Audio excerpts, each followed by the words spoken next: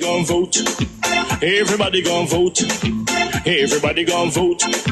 Everybody gon' vote. Comrade! Labor right, them a go down, bong. Them a go down, bong. Them a go down. Is that? Margie, him a God picking it. No hope their work if you touch Margie. Margie, him a God picking it. No hope their work if you touch Margie. We now have vote for labor. Orange we a come out in now.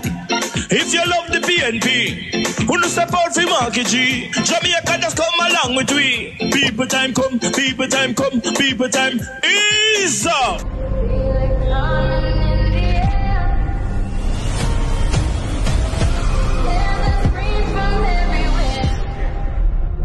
Only thing that's on my mind is who's gonna run this town tonight. Yeah, I say that we are. Pledge your allegiance. Who's gonna run this town tonight? Yeah, I say that we gonna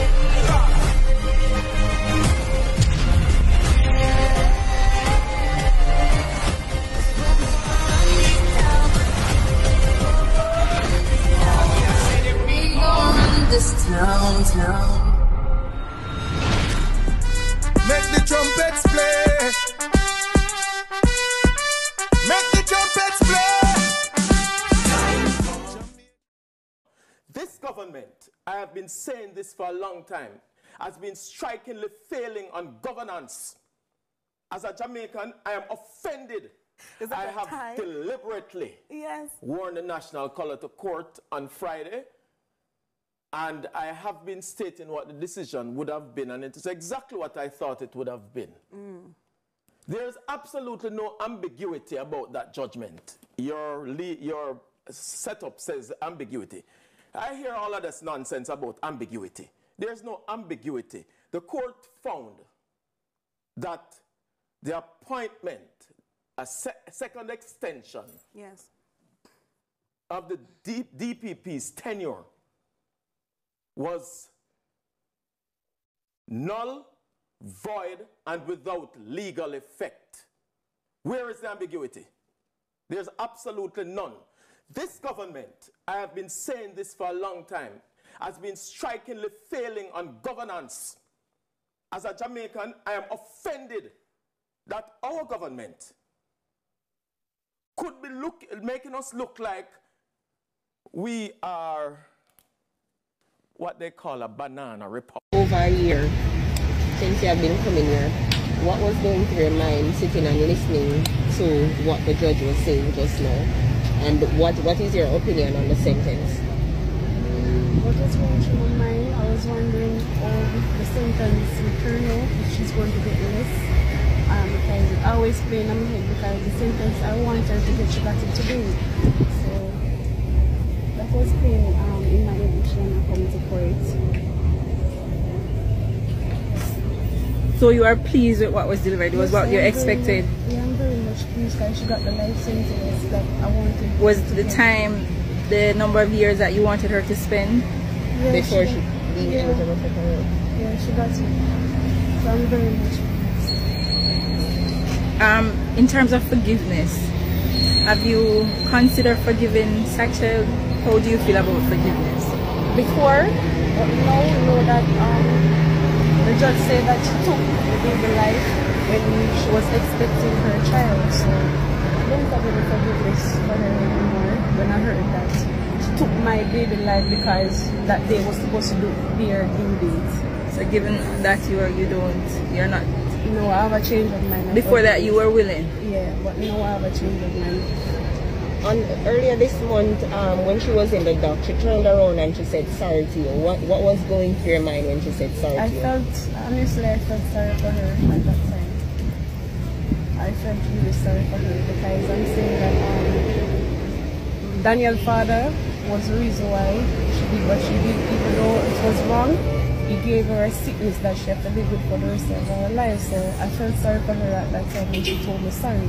But hearing what I heard just now, I have a change of mind. So you are convinced that she's been truthful about Daniel's father giving her HIV? Yes. You believe that is so? Yes. And what do you believe should happen to Daniel's father? He should have held accountable as well, because he's the reason why, I've been saying that he's the reason why his daughter life was taken. If he never do him do, the baby would have been the sugar arm of him, because Daniel know her, the baby know her, so if that never happened, the baby would have still be alive right now. It's Christmas time now. What would you and Daniel be looking forward to, and what would this Christmas be like for you? Well, I look to get a gift as always, because normally when it comes on to Christmas, I get her stuff and hide them in the house and tell her to play hide and seek. So it was kind of hard for me. Meanwhile, Gordon House descended into a shouting match on Tuesday as both sides of the House argued about the government's proposed minimum wage offer. However, things got heated when controversial Member of Parliament for St. Catharines Southwest, Everald Warmington, referred to Youth and Culture Minister Lisa Hanna as a Jezebel. The copy that I got from him, it said, Mr. Speaker, it is indeed a pleasure for me to be afforded. It says a pleasure for me. He said, shut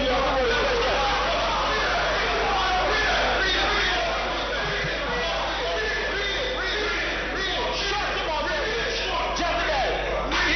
He said he did not use the word pleasure. Don't ask me. He said he did not use the word. I should not say that.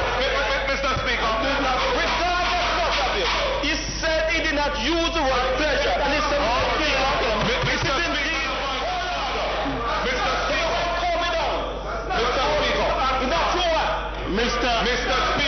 Mr. Speaker, just a moment, please. Will you please open your copy? Deputy Speaker of the House, Mr. Lloyd B. Smith, called on Mr. Warmington to withdraw his comments. Mr. Warmington. Mr. Speaker, it really is unfortunate you called a member of this House Jezebel. I'm asking that you retract. Mr. Speaker, I withdraw that word, but allow me to read the sentence here. The statement is here, and everybody can read it. But they can't say the member misled the House when the statement is here. Is the minister, Mr. Warmington wrong? Was the member incorrect when you said this? Mr. Warmington, this document, pleasure for me to present Mr. Wage. That's what he said. He said it's a pleasure for me to present Mr. Wage.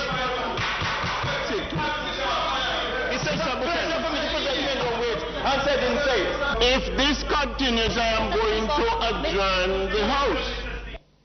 Government member Luther Buchanan described Mr. Warmington as obnoxious. Mr. Speaker, it is of paramount importance that the member shows respect for the office of the Speaker and for his colleagues and for the hallowed halls of this Parliament. To ask Mr. Speaker, that member is rude and obnoxious in this House and is taken lightly because he laughs at it. Mr. Speaker, it is unfortunate, very unfortunate, that such a high-ranking member of his political party that he claims to be, he behaves in the way he behaves. Mr. Speaker is bringing this House into disrepute, and I am saying it is time that something be done about that member. Meanwhile, Ms. Hanna took to Twitter on Wednesday calling for disciplinary sanctions against Mr. Warmington. In her post, Ms. Hanna said Mr. Warmington is misogynistic and obnoxious. She said, quote, "Much as I would prefer to be surprised at such grossly unparliamentary behavior by a colleague, I am forced to confess that Mr. Warmington's misconduct is no surprise. Based on his history, he seems to have a problem with women in general and an obsessive compulsion with me."